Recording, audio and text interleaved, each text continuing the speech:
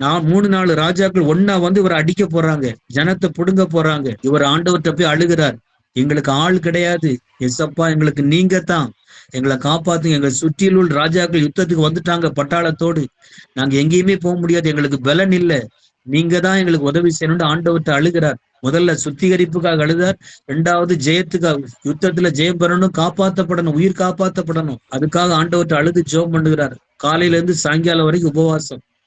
சாயங்கால நேரம் தீர்க்க தரிசனத்துல ஆண்டவர் பேசுறார், இந்த யுத்தம் உங்களுடையதல்ல, இது கர்த்தருடையதுன்னு சொல்லி ஆண்டவர் யுத்தத்துல தீர்க்க தரிசனத்துல பேசி, நாளைக்கு காலையில நீங்க என்ன செய்யுங்க, எல்லாரும் எழும்பி அந்த யுத்தத்துக்கு எல்லாரும் முன்னாடி வந்து நின்று, யுத்தத்துல இருக்கக்கூடிய யுத்த வீரர்கள் எல்லாரும் சேர்ந்து நின்று, ஜனங்கள் எல்லாரும் சேர்ந்து நின்று ஒரு பாடல் பாடுங்க, கர்த்தர் நல்லவர் அவரை துதிங்கிற பாட்டை பாடுங்க.